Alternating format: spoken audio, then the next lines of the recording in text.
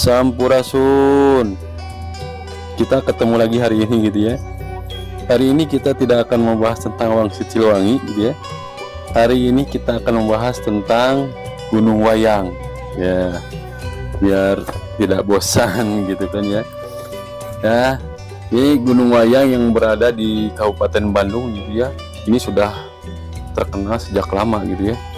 Bisa dikatakan ini sejak manusia leluhur Bandung ya, memuja Tuhannya di kesunyian malam yang permai. Ini sudah dikenal yang namanya Gunung Wayang. Peneliti juga ini pernah melaporkan dari Dr. N.J. Krom tahun 1914 melaporkan bahwa di salah satu puncak Gunung Wayang terdapat beberapa arca dari batu cadas yang arsitekturnya kasar gitu ya. Dan juga terdapat sekitar kurang lebih 40 arca lainnya yaitu yang berada di sana gitu ya. Dan dalam salah satu kuburan di sana terdapat pecahan tembikar dan kapak dari batu gitu ya. Nah, Dr. N.J. Krom juga melaporkan ya di dekat Hulu Citarum terdapat guci-guci dan arca dengan mahkota ya seperti meriam kuno lah gitu kan ya. Kalau kita lihat dari geografisnya gitu ya, Gunung Wayang ini di sisi perkebunan Kina Argasari Pacet ya, terdapat parit-parit pertahanan gitu ya, yang terbentuk rapi biasa. Bila dilihat dari atasnya terdapat pola-pola yang teratur gitu ya, mengikuti garis ketinggian yang kemudian dipapas. Mungkin ini adalah untuk kepentingan pertahanan pada zaman dahulu. Kita juga kan pasti bertanya gitu ya, kenapa dinamakan Gunung Wayang gitu kan? Kata wayang dalam Gunung Wayang ini ternyata bukan berasal dari kata wayang yang biasa gitu ya dipergelarkan seperti wayang golek atau wayang apa gitu ya. Ternyata bukan dari situ. Wayang di sini berasal dari kata wa dan yang gitu ya. Wa di sini yang berarti angin atau berangin lembut ya. Dan yang atau hiang yang artinya dewa atau Tuhan. Nah, dapat kita simpulkan gitu bahwa wayang dalam kata Gunung Wayang berarti angin sorgawi atau angin dewata yang lembut. Ini yang mencirikan gitu, atau menggambarkan keindahan alam yang abadi. Selain itu ada juga seorang pujangga manik gitu ya, atau rahib pengembara dari kerajaan Sunda pada abad ke-15. Dalam perjalanannya pulang dari ekspedisi suci kedua mengelilingi Pulau Jawa dan Bali, beliau menyempatkan untuk mengunjungi tempat suci di Gunung Wayang.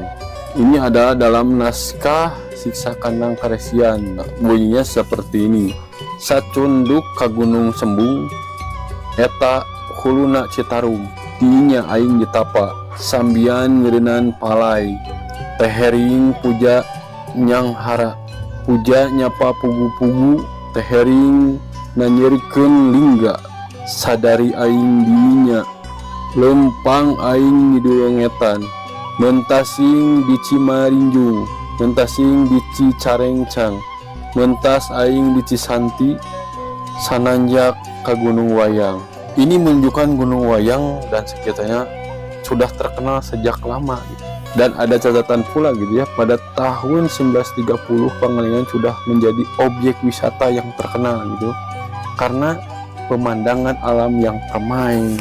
Ada juga Pupuh Sinom yang menjelaskan tentang Gunung Wayang ini gitu ya, yaitu dari Njih Anah gitu ya, juru mamaos Cianjuran dan penulis dari Cianjur, menulis Pupuh dan kemudian menjadi buku.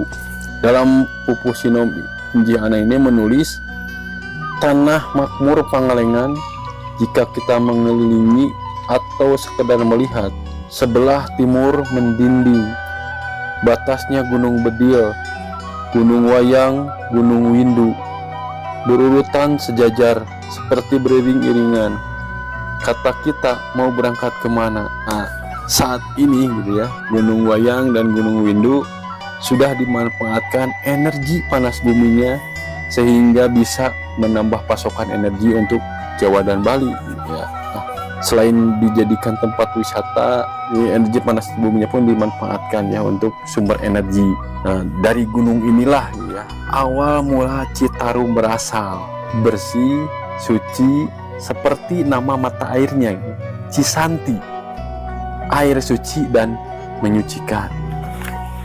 Itulah sedikit tentang Gunung Wayang, gunung yang menjadi ciri khas tersendiri bagi masyarakat Kabupaten Bandung ya.